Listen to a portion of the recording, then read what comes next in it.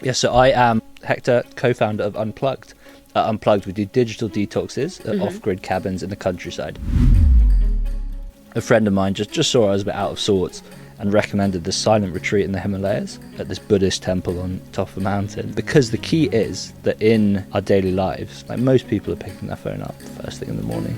Straight away. And then it's there all day, really. When you check your phone, it takes 15 minutes to regain your attention. And so what that means is we're just living in this constant state of distraction and overstimulation, and we've normalized it. Most people spend zero time just sitting and thinking or walking and thinking. Even having a phone switched off on the table next to us, we're actually less intelligent if our phones are there. Not only that, but it also reduces the empathy between two people. So if we had a phone on this table and that is switched off, so you can imagine, if it's buzzing notifications or you're responding to something, how often you're in conversation and either we or the person we're talking to is, I just need to check this thing. It's so rude. And the quality of conversation just instantly goes. Hey everyone, and welcome back to Millennial Mind. And I have one really quick favour to ask from all of you. If you haven't already, wherever you're watching or listening to this podcast, if you could press the follow and subscribe button, it would really mean the world to me. Thank you so much for supporting me on this journey here. Let's get into it, because I cannot wait for you to see my new studio and my incredible guest today. Hector. Giovanni. Welcome to Millennial Mind. Thank you so much for having me. I'm so excited to have you here. I feel that I wish we started recording earlier, because we've been speaking for so long and you've already told me so many amazing things. I'm a huge fan of your work. But for people who don't know who you are, tell me a little bit about yourself. Yeah, so I am Hector, co-founder of Unplugged. And as you know, you came to stay recently, but at Unplugged, we do digital detoxes at off-grid cabins in the countryside.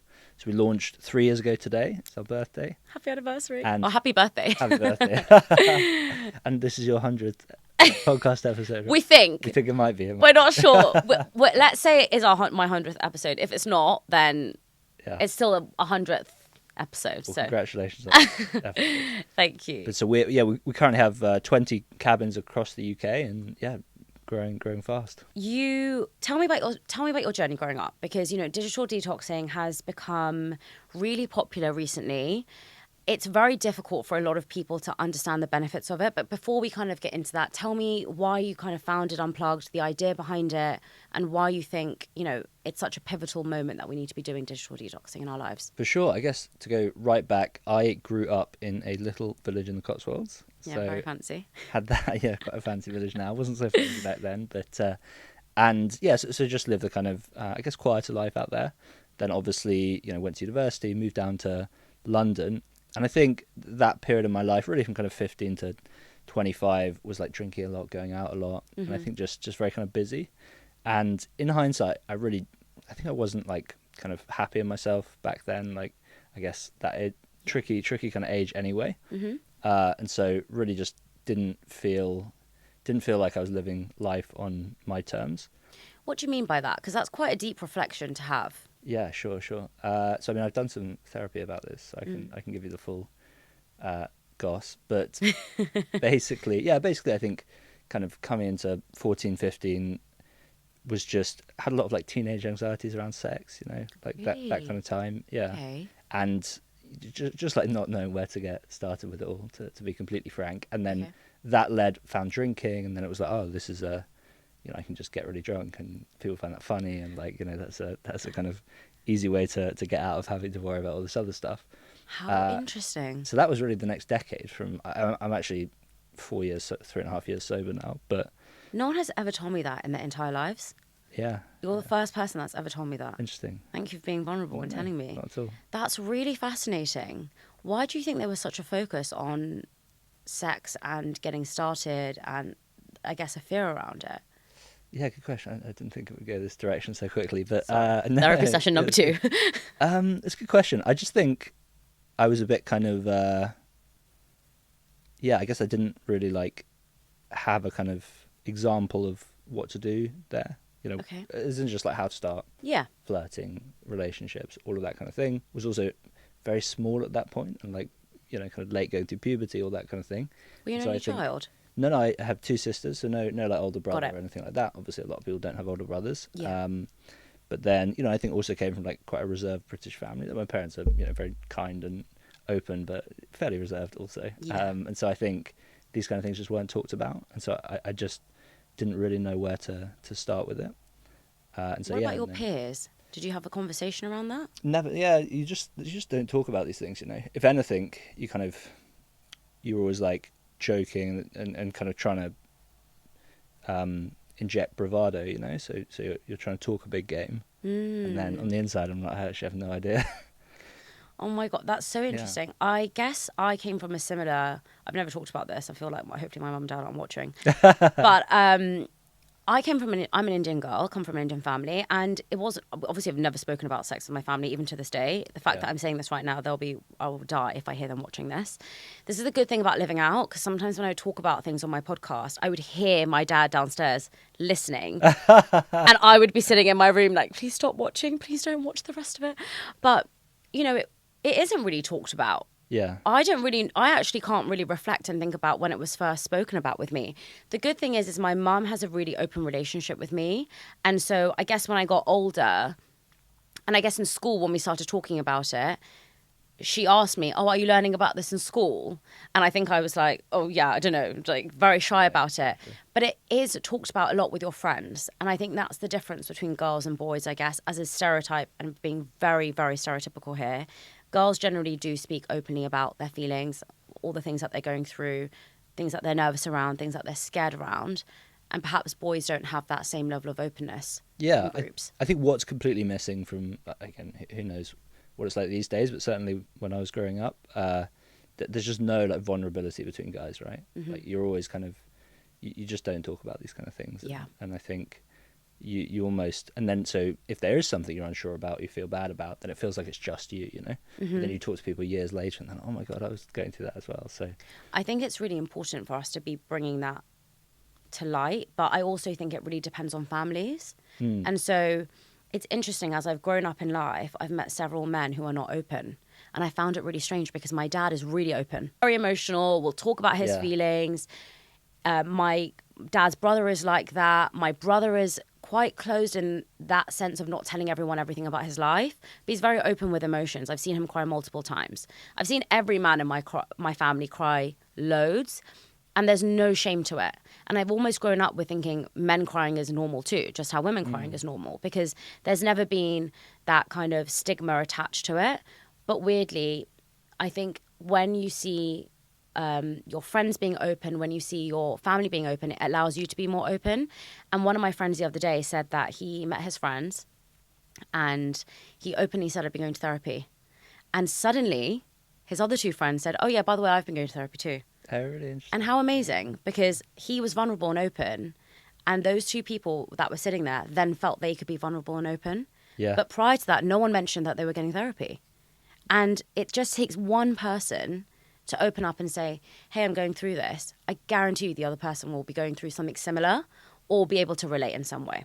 100%. Yeah, it's exactly what happened around this. So I think probably 3 years ago, did something called psychosexual therapy, which is around sex and relationships, which is when I kind of got to grips with all of this, because I'd always been super avoidant in relationships, obvious in hindsight, but I'd get into a relationship and I would just feel like deeply, deeply claustrophobic.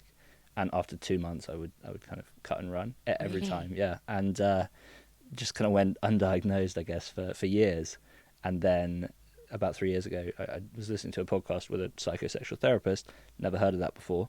I just thought that's probably something I need to do. So had a few sessions, all of this kind of came out. And then sharing that, just like talking openly like we are now with friends about that.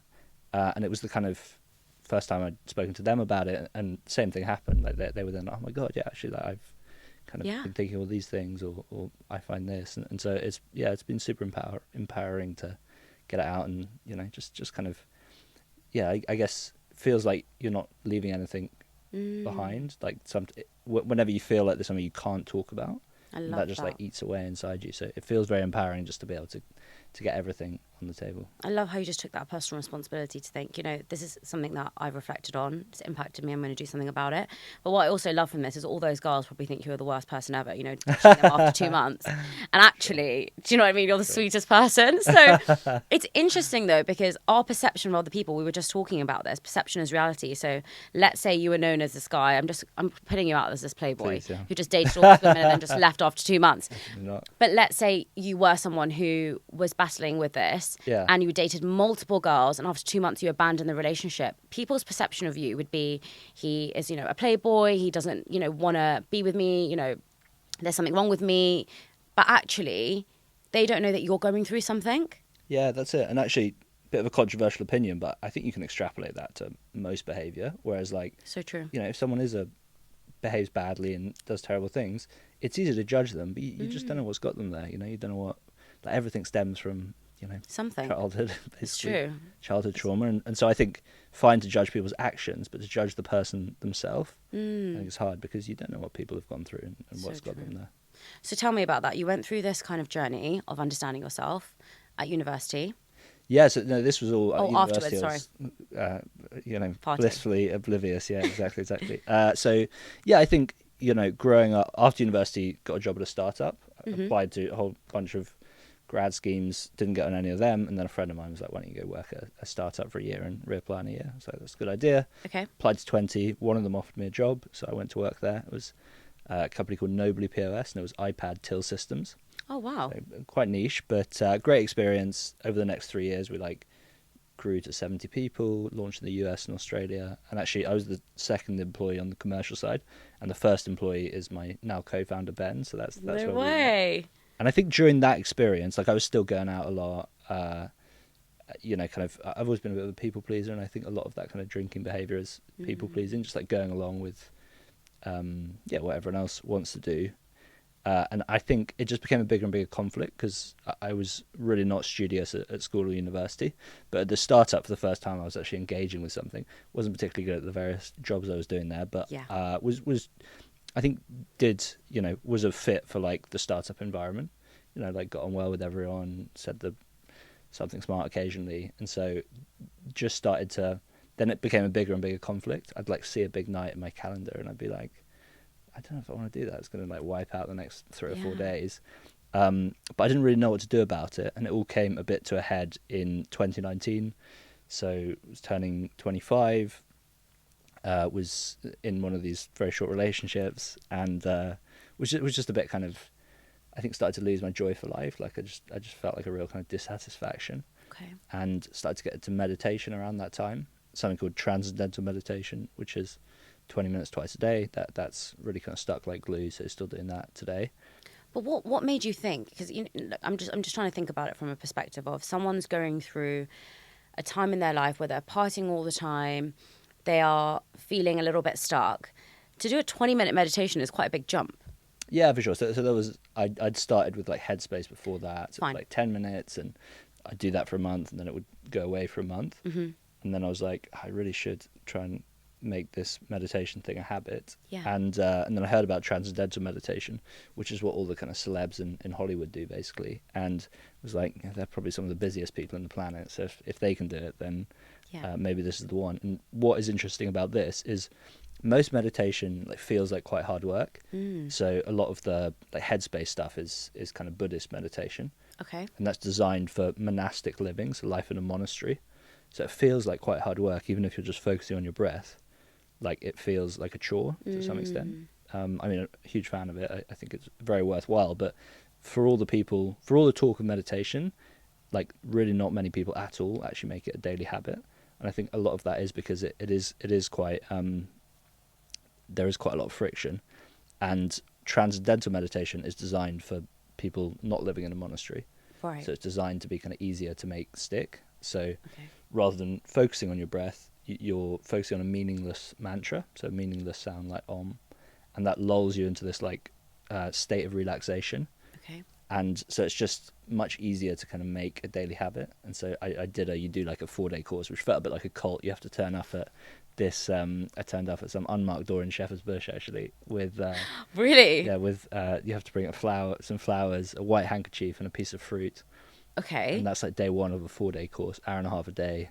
You get given your mantra, and then you like come back the next 3 days, and they give you some guidance, and then you're off and out into the world. And so that really just stuck. Wow. Send me the number, please. Yeah, we'll do. But I was still like, the startup was also a bit messy behind the scenes at this stage as well. I was like flying around the world to set up these offices, so was just like very busy. And I think because I was feeling dissatisfied with life, my answer was like to get busier. And I was already kind of hating my phone. Like I read a great book called Digital Minimalism by a guy called Cal Newport. Have you read that one? I read it at Unplugged in one day. Yeah. When I stayed. Yeah. Great book. Completely put me off my phone. Yeah, exactly. So that was kind of in the back of my mind. And then a friend of mine just saw I was a bit out of sorts and recommended this silent retreat in the Himalayas. Okay. Which was at this Buddhist temple on top of a mountain. So I initially kind of laughed that off. I was like, I can't do that. I've always wanted to do that. What will the guys at work think? All of that kind of thing. And then finally thought, you know what? Let's just give it a try. Amazing. So went out there. It was 10 days in silence. The course was called Intro to Buddhism. So it was like half Buddhist philosophy, half meditation. And the best thing about it is when you get there, they take your phone off you, and you just spend 10 days cut off from the outside world.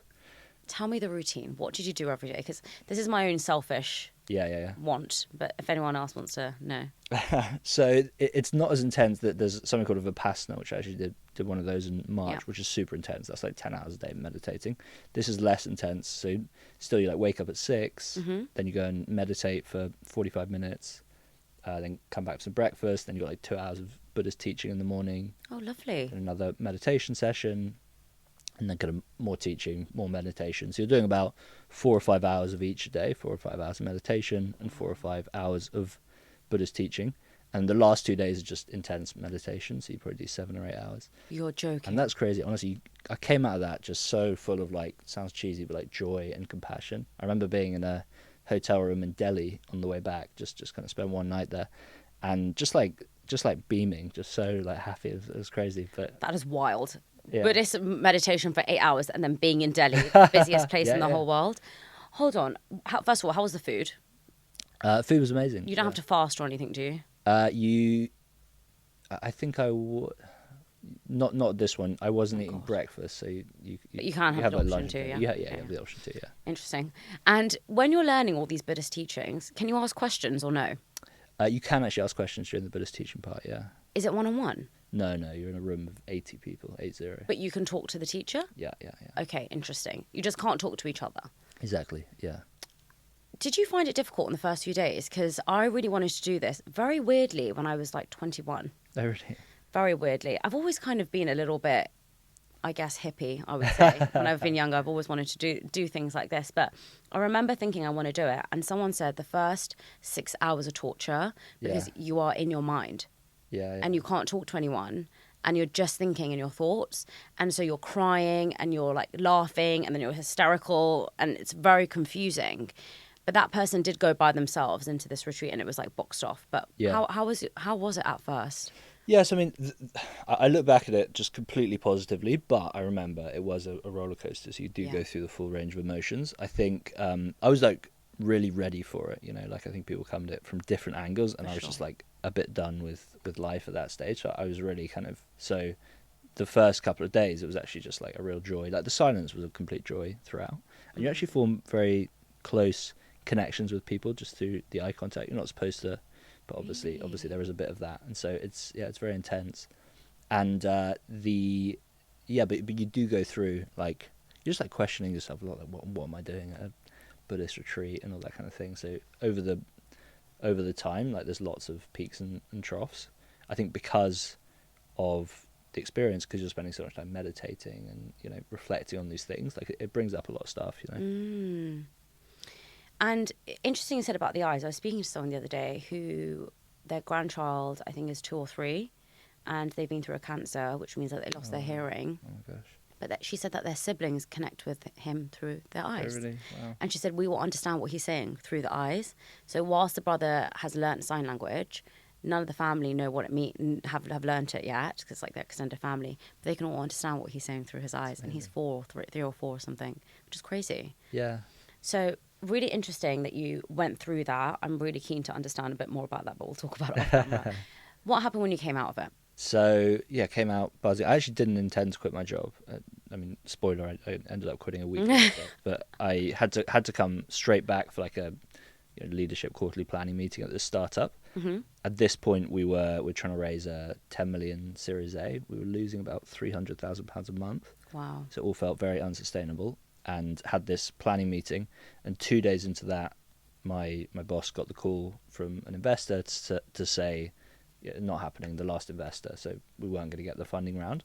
So that night he closed the US office, closed the Australian office, so fired half the company. Wow. And I was running growth at the time, running marketing basically, and we paused our marketing spend. So I just had a week kind of waiting while he went back and forth with investors. And then I went for a drink with Ben, who's my now co-founder. He'd left the startup at this point, but we'd stayed friends. Okay. And I told him about this retreat, and Ben's a very skeptical guy, and he's not the kind of guy you'd find at a sign-up retreat anytime soon. And we spoke about how there's a lot of stigma around retreats and meditation, and for a lot of people, not only is the taking the time out and the cost of flying to northern India, but also just psychologically, it's not accessible. Like even when my first reaction to it was, I can't do that. I can't go to a Buddhist retreat. They're ridiculous.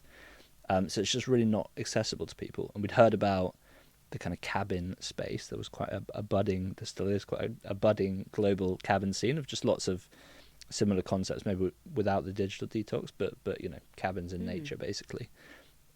So we're aware of that business model, and obviously had been thinking a lot about digital detoxing, and had just spent 10 days off my phone. So we thought, what if you combine the two, and digital detoxes at cabins, which of course is where Unplugged was born. And it didn't take long. I then probably spent, I think that was maybe a Thursday, the Friday evening, I spent 3 hours like Googling cabins, just figuring out like how can we actually just buy a cabin. And I was like, okay, this seems doable, and so quit on Monday, and that was it. And then this was towards the end of 2019. Oh my gosh. And when did you launch? 2020? Yeah, we launched today 3 years ago, which is July 2020. Because super quick. So we ordered our first cabin in February 2020, and March was the start of the pandemic. Yes. Oh my gosh. Perfect. Turned out to be perfect timing, but at the time it was like, oh my god, this.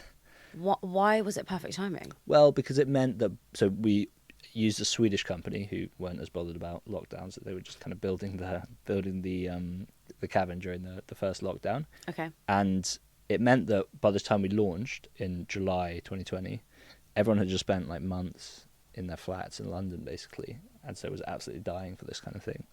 So it turned out to be perfect. Then next year was like the summer of staycations. So oh yeah, of course. Yeah. So we really benefited from a bit of a tailwind. So digital detoxing. Everyone is raging about it. Raving about it. Tell me a little bit more about digital detoxing. Why is it so important? What's the benefit? Anything? Yeah, for sure. So, I mean, I guess what we mean in this context is just taking a break from technology. So phones. So when you come and stay at one of our cabins, as you know, lock your phones in a box, give you a map and Nokia, and you spend 3 nights, very particular that it's 3 nights, without your phone. And the reason behind that is it takes about a day for the mind to settle down. So the first day you're actually feeling a bit more anxious, but then you access this kind of state of calm that you almost didn't know you have. And so we want to give you enough time so you can then really experience that and be with that. Because the key is that in our daily lives, like most people are picking their phone up first thing in the morning, straight away, and then it's there all day really. And they say that when you check your phone, it takes 15 minutes to like regain your attention. So some people really just are never there all day, because all day just checking your phone. And so what that means is we're just living in this like constant state of distraction and overstimulation, and we've normalized it. So I think we maybe don't think that's a problem, but then when you go and do this, when you go and spend 3 days offline or 10 days offline or whatever it is, and your mind starts to settle down and you access a state of calm, like that is how humans are built to operate. We're built to be in that mode, not in this kind of constant state of overstimulation with heightened anxiety and getting stressed by the kind of smallest inconvenience. So I think it's only when you take it away that you realize what we've lost. And what we found, we spoke a bit about this before recording, but what doesn't happen in 3 days is you don't change your habits, right? No. It's not like you go and stay for 3 days and then you never touch your phone again. But what it does do is it changes your perception. I think that's the really important thing, because a lot of people who come and do this probably in the last decade haven't spent more than a few minutes off their phone or a few hours. And so Completely. to actually go and spend 3 days off your phone, I think really opens your eyes to what you're missing. But also, like, I think the big realization is that you can go and do this. Like you think going in that, like, the whole world's going to miss you and the world's going to fall apart. That's always really, I'm always surprised whenever I do this, when I turn my phone on, like, no one's cared, no one's even noticed, so I think that is a big realization. And so what we're trying to do is just help move the momentum in another direction, because once you've done this and once you've seen what happens when you spend that time offline and the sense of calm that you access, then people then crave that. And so if you do it once, then you're going to want to do it another time, and then once you've done that, you just start to build the habit in a more positive direction. For sure. And then you start to leave your phone out of the bedroom and leave it at home when you go to the shops. So it's really just, how do we get people, the change doesn't happen overnight, but how do we just start to move you in a different direction? Whilst we're talking around the benefits of fasting and digital detoxing, I actually wanted to touch upon how important nutrition is for our mental health. If you're struggling with low mood and anxiety, or just feeling really stressed, one of the things that has really helped me is to make sure I'm looking after myself. And one of the ways I do that is by taking Form nutrition. A small low-hanging fruit is taking care of yourself. And that's following basic things like managing your diet and knowing exactly what you're putting into your body. And Form nutrition has been a lifesaver for me. With nootropics and vegan protein powders, I know I can rely on Form to deliver vegan, clean, and really high quality ingredients to make sure that I know what I'm putting into my body every single week. Form has actually been rated one of the best protein powders, and as I'm vegetarian, it's really difficult for me to get protein into my diet every single day. I'm running around between the studio and from meetings, and it's so simple to make a protein shake with their blender. Whilst we're told protein is only helpful if you go to the gym to help build your muscles and for recovery, which it is, by the way, what we don't realize is having protein in your diet can really help with your hair, your skin, and your nails, but more importantly, with your overall mood. Because Form are sponsoring this podcast, they've given all of you 10% off all of their products with the code AMM10. Please, please, please tag me in your favorite flavors. I promise you this product will be something that you love, and it will be something that will help you manage your overall health and your wellness. Back to the podcast. How you said you were ready to go to this silent retreat in the Himalayas is exactly how I felt about Unplugged. So I had a really, really busy year last year. I had done so many things, and I just quit my job, and I felt like I was on this rat race.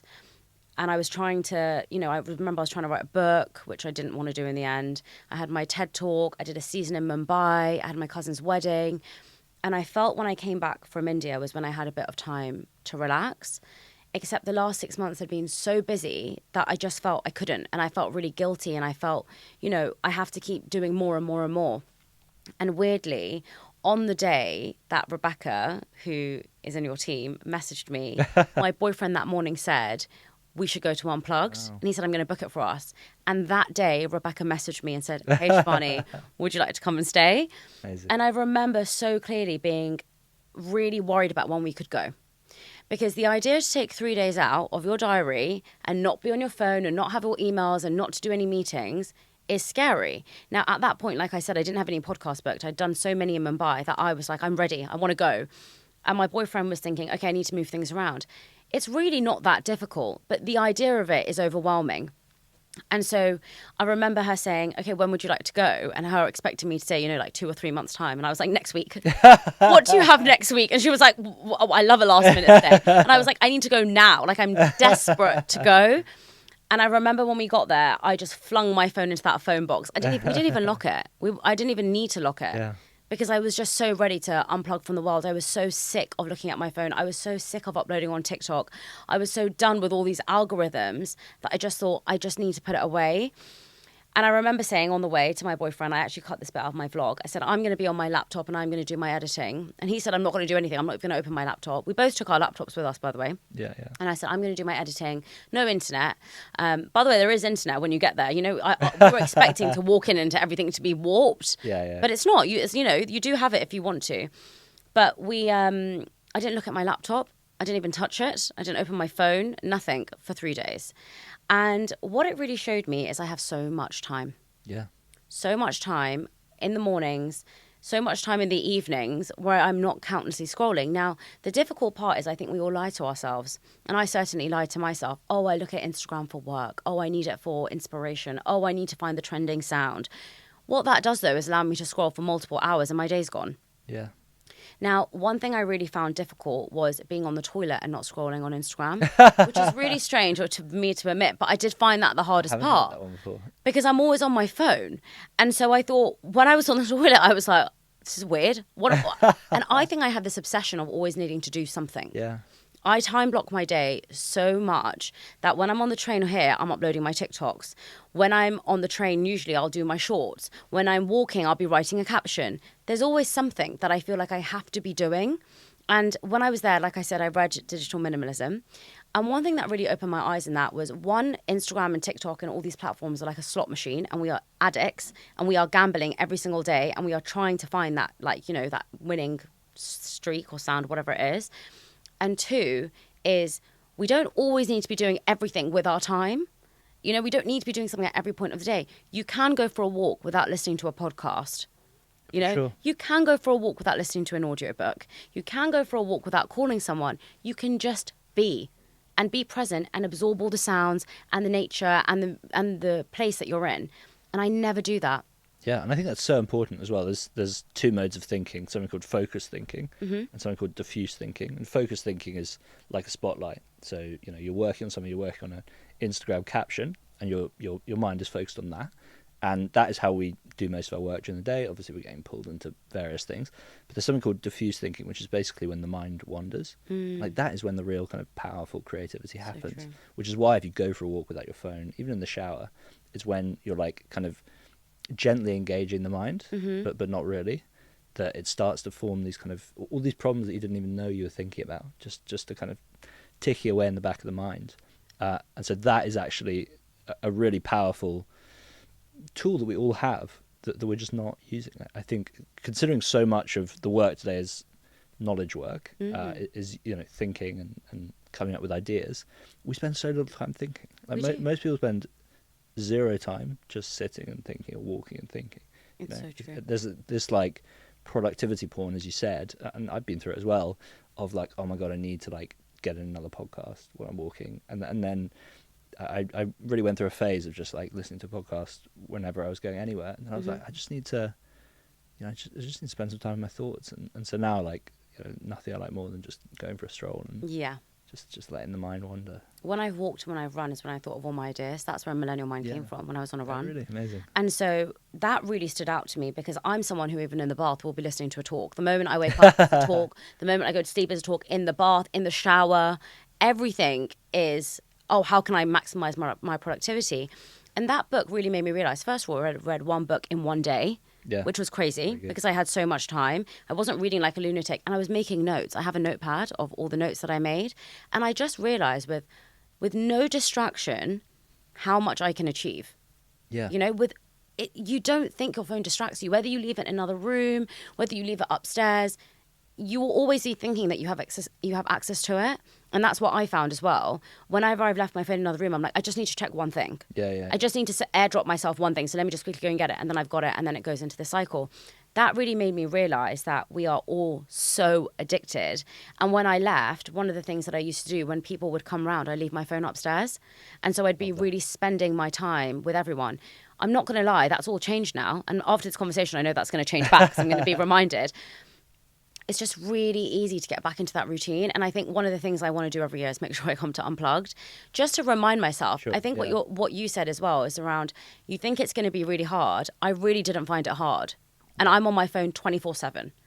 And for me, I didn't find it hard. And the other thing is, you know, all of these apps, if you're worried about posting content, if you're worried about, you know, making sure you're keeping up with things, you can schedule everything now. There is really no need to worry and panic. And at the end of the day, I remember at the start of the year, I didn't post for a week. Nothing happened.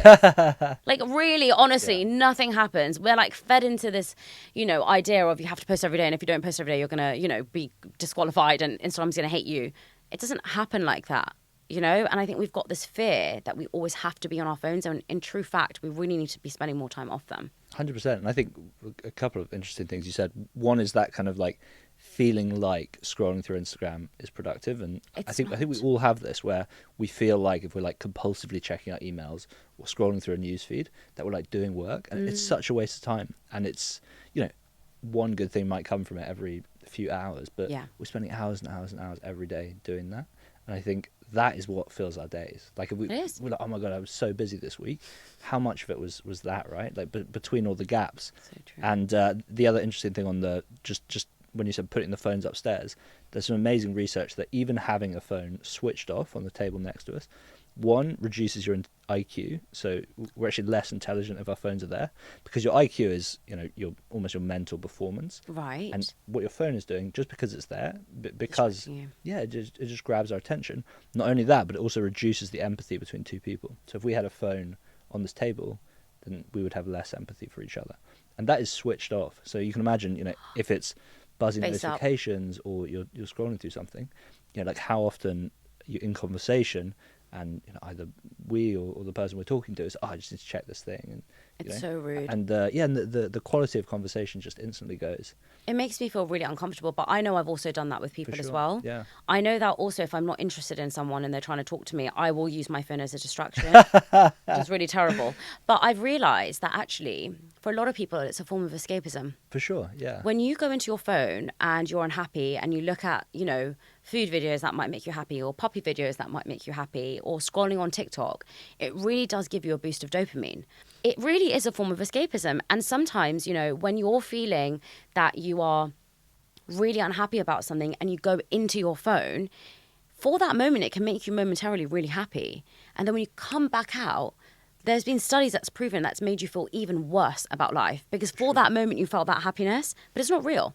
For sure, yeah. And I think it's such a negative cycle where when we're kind of at our busiest and most stressed, then your willpower is lower, and so you're reaching for your phone, you're trying to get these kind of instant hits, and that in turn makes us feel busier again, because we're losing all this time, losing all this attention, and so I think it's very easy just to be stuck in that. Like how often I've been there, I'm sure you've been there, and I'm sure we know many people who have, where it's just I'm just really busy at the moment, and like there's no escape from that. There's like, it feels like the next few months are just gonna be busy, and like there's nothing we can do about it, and we're just gonna be stressed out for the next few months. And I think that like we don't realize that you can just go.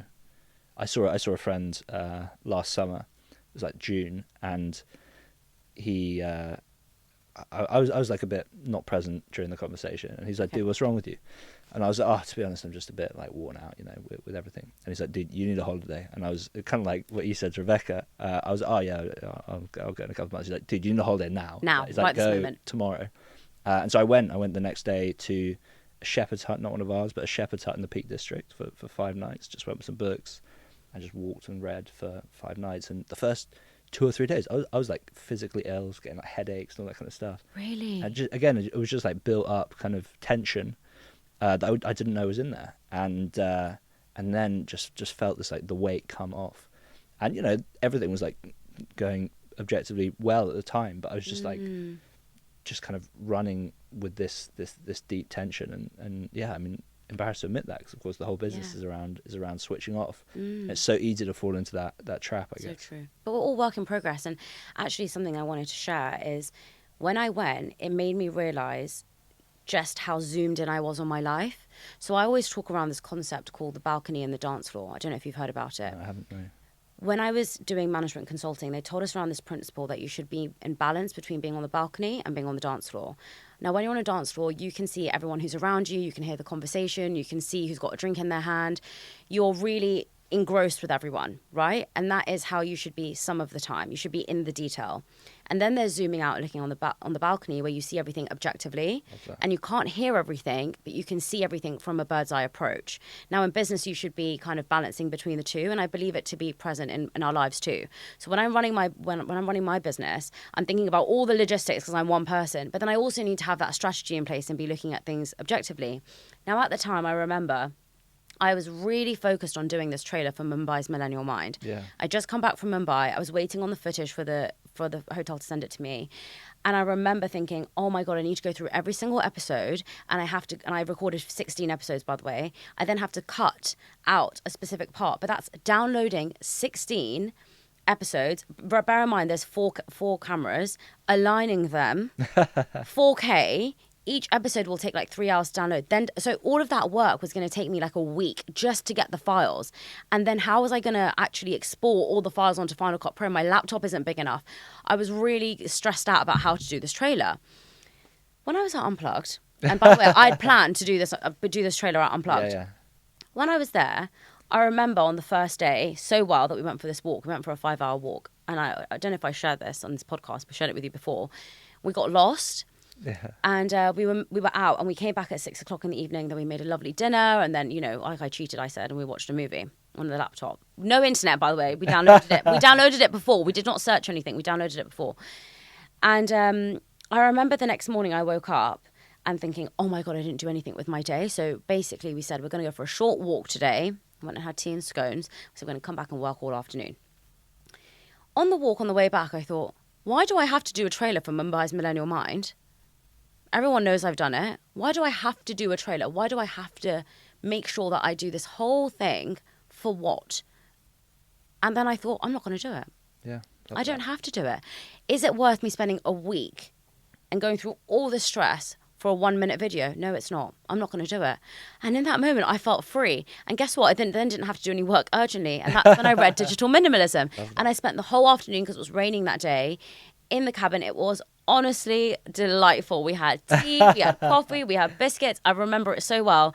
We then played Scrabble, which I haven't played for a very long time. I really didn't know if, like, you know, certain words were even a word. But it was just really understanding that, you know, I'm in this rat race of thinking this has to be done because I've done a trailer for season 2. I did a trailer for season 3. I've done a trailer for, you know, this. So I have to do a trailer. Well, actually, no, I don't. Because the trailer is going to take me so much time and so much work. Can I better use my time and energy? And yes, I can. And so just being in a different place where you don't have to do everything by this routine you've been doing it really allowed me to think differently. That sounds so silly and like a really small example, but it's just around how we are all kind of doing things in the same way we've always done them.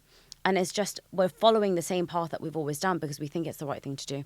100%. Yeah, I've actually, that brings up for me, one of the things I'm trying to get better at and hopefully getting a bit better at is like not replying to stuff or saying no to stuff. Because I'm, again, always been a bit of a people pleaser. Yeah. So when, you know, I get an email from someone I like kind of know and they're like asking for something or like suggesting something, that could be fun. Yeah.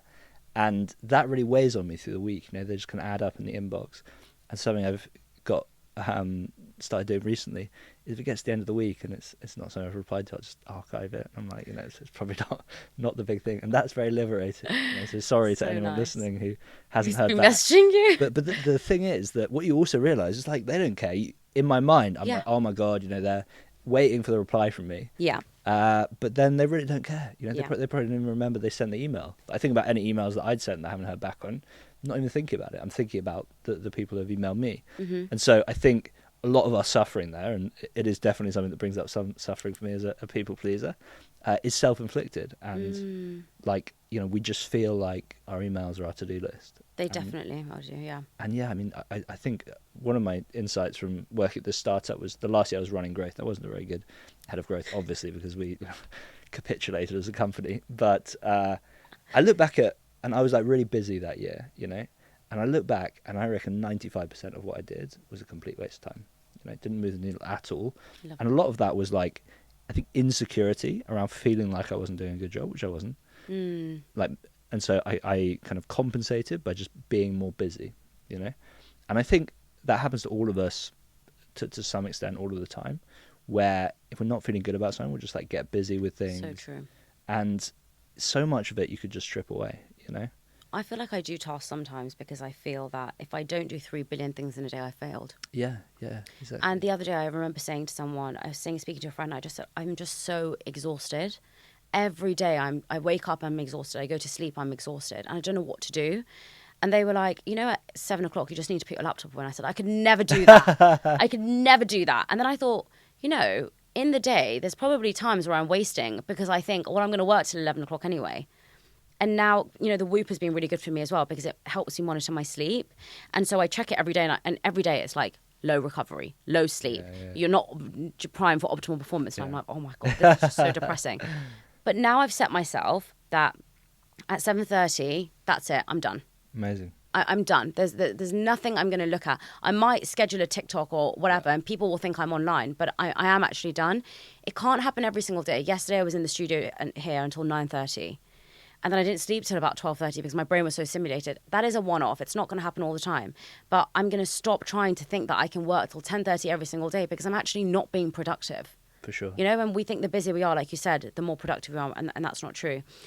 Mental health is something I talk about a lot in this podcast, and we've touched upon your journey with it. I think that a lot of people right now are struggling because they are addicted, and one, they maybe don't know that they're addicted to their digital life, but two, it might seem like a big jump to come to a cabin for 3 days. It might seem a bit overwhelming. What's some of the things that you've learned in your personal experience that have helped you to kind of get to that stage where you don't think it's such a big deal to kind of leave for 3 days without a phone? Yeah, for sure. Well, I think, again, as you said, it sounds very scary, but then, It's not, by the way, guys. Not. Do it right now. Exactly. So I think, again, we just feel like we're on this kind of treadmill and we can all step off at any time. Yeah. And, there is obviously serious mental health issues that people are dealing with, depression, anxiety, and that's not going to disappear in 3 days. But, there's so much to be said for just giving yourself some headspace. I think one of the really interesting things, we actually teamed up with a couple of universities who did some research on people staying in our cabins a couple of summers ago now. And one of their big findings was that a lot of the one really interesting benefit from a digital detox is that it's with that space that you then understand what changes you need to make in your life, because we all know what we need to be doing more of, like be less busy, exercise more, sleep better, but on the kind of, as you said, rat race of life, like it's very hard to actually make those changes. So by just taking the time off, it just gives you space. Like every time I do one, every single time I'm like, I am too busy right now. Why am I doing all this shit next week? And just like cancel half the things. Love that. And I think it's about giving yourself the space. Again, it's not gonna kind of go away overnight, but if you're feeling bad, like you can often kind of just throw yourself into stuff, whether it's drinking, social media, work, like whatever it is, and I think that just compounds the problem. So yeah, like your analogy with the ballroom and the balcony, sometimes you just need to take a step back to the balcony. And it might be that you realize, hey, I really need to start some therapy. I really need to tell someone what I'm going through, and I think that's really hard when you're in the everyday throes of life. Yeah. And so just get off the phone. Like that's the key. I really think that one of the things that I learned is leaving your phone at home when you go for a walk. Yeah. It is lovely. It's amazing, yeah. Very empowering. It's so liberating. Yeah. And one of the things that I felt at Unplugged, I just felt very free. I always go back to this. I travelled alone, and I remember I was in Bali, and one of the best things about travelling then is you didn't have internet 24/7. But I remember this moment where I was sitting on the back of a motorbike, and it was raining, and I have just felt so free and happy. And I will always say that was the best time of my life, when I just travelled alone and I was free. I just made friends. And I remember I never wore any makeup, and I was barefoot every day. And I just felt really at peace. And I would say that when I was at Unplugged, I remember when I was reading Digital Minimalism, my boyfriend's car broke down, which is a whole saga in itself. And he was outside sorting the car out with the AA. And I remember I finished reading the book, and I had some music playing, and I was making dinner, and I just felt really happy. And I really didn't want to leave. And on the last day, I thought I'd be reaching for my phone. And I felt sick. And I thought, I really don't want to open it. And I opened it, and look, there was all this noise. None of it was really that important. And it's so interesting because I've never turned my notifications off, can you believe? Yeah. My boyfriend has his notifications off all the time. He never has WhatsApp, never has Instagram, whatever. I don't have Instagram, but I do have WhatsApp on. And my excuse is always, but someone might need me urgently, and, you know, there might be something that I need to do it ASAP, and, you know, I might have a partnership deal that I have to do at this moment.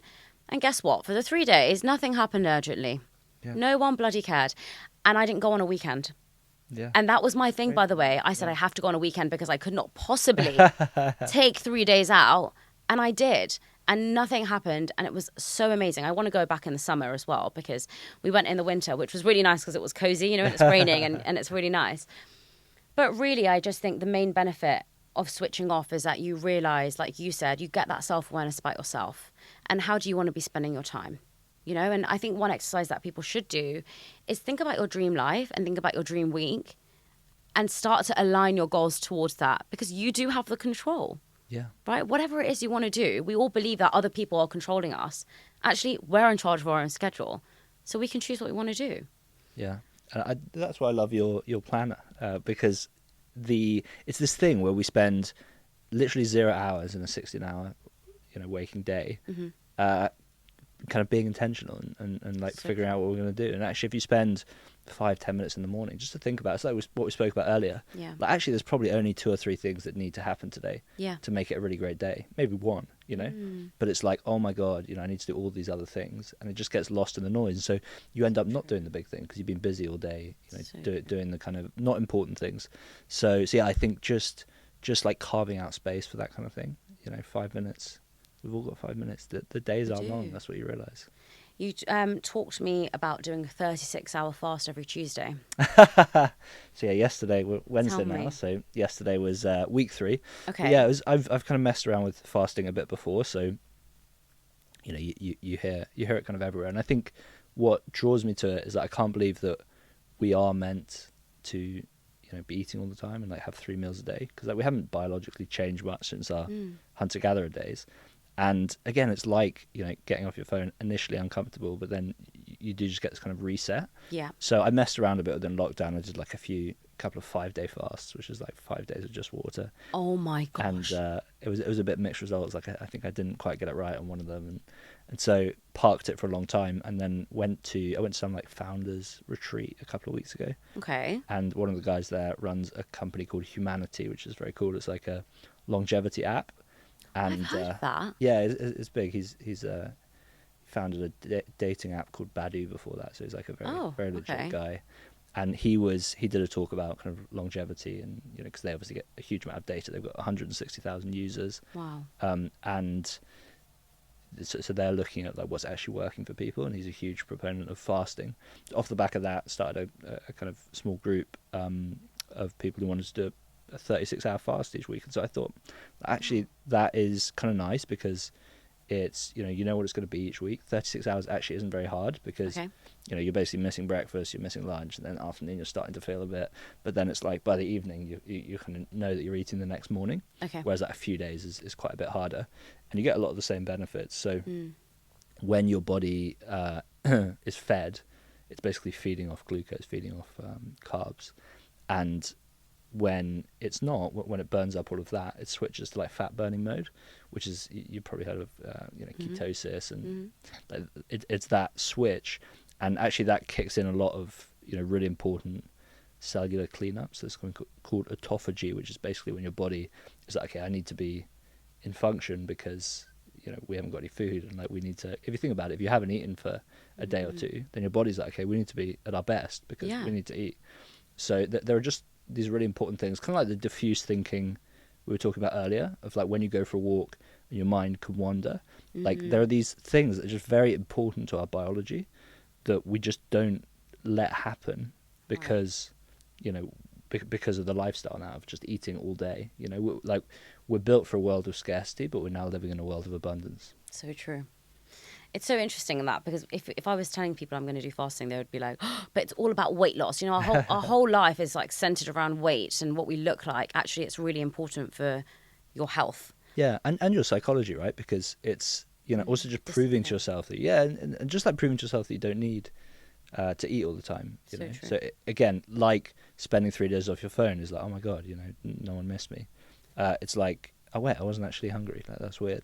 And so then, then when you do think you need like your 5th meal a day, you're like, actually, maybe that is just a craving. Last December, I did a 2-day juice and soup cleanse. Amazing. It was after my cousin's wedding, and we drank a lot. And the next day, I remember I said, I'm doing it today. I did it for 2 days. It was so difficult on the first day because I was very hungover. Loads of people came to my house, so there was loads of food, and I was living at home, and I was sticking to my 2 soups and my juices a day. The second day, I woke up with the most awful headache because at that time I was drinking 4 to 5 cups of coffee a day. Yeah, wow. And the next day, I remember having the worst headache. And then the third day, I woke up, I didn't have to do the juice cleanse, and I didn't have a coffee in the morning. Yeah. You know, and very quickly, I changed my habit to having 1 coffee and 1 tea from having 4 coffees and, I don't know, God knows how many teas. You know, and it just took 2 days for me to change that habit. And I'm going to do a sugar cleanse, actually, with Press. I'm going to do that, Amazing. where it's no sugar. It's just celery juice, soup, carrot juice, ginger shots. So I'm going to do that soon with them. And for me, it's really about the discipline. Yeah. Because if I stop myself, then I know that I can push through with so many different things. Does that make sense? If I can do this, then I can do whatever I put my mind to. So for me, it's more around like a mental thing rather than a physical thing, if that makes sense. But I might try to do a 1-day fast. Yeah, and I think it just brings you into the present moment as well, because when you're like just running on autopilot the whole time, then I think it's easy to become very mindless. But whatever it is, whether it's a digital detox, whether it's a fast, a juice cleanse, like that just suddenly makes you think, okay, what's going on here? Like this is something a bit different, and like brings you into the present moment. So true. I'm always thinking about food, so that's why it's quite good for me, because then I don't have to. That's the crazy thing. The hardest thing about fasting is like actually you realize that you're always kind of looking forward to a meal to some extent. You're always either full or looking forward to a meal. And so when they're not there anymore, like the day just seems so long and you're like, oh my God, like where did the meal? I'll just lay there all day for myself. It was such a pleasure to speak to you today. I feel that I've learned so much from you as a person and how disciplined you are. And, you know, you've reminded me that I need to spend so much less time on my phone. But for anyone who's watching, I 100% recommend you go to Unplugged. I mean, I've been there and I loved it. We've spoken about it today. I just think it's so important to have that time to yourself and to really take time to be away from the noise. And like you said, understand what's important and what's not. And whilst you think you can probably go away and leave your phone in the hotel room or, you know, leave it upstairs, it really, really isn't the same. And so if you're watching this, make sure you go. But it's been so great to have you on. Thank you so much for taking the time. Not at all. No, I really enjoyed to be here, and yeah, so much fun chatting. And you know, you've got such wonderful energy, so it's been really lovely. Thanks so much.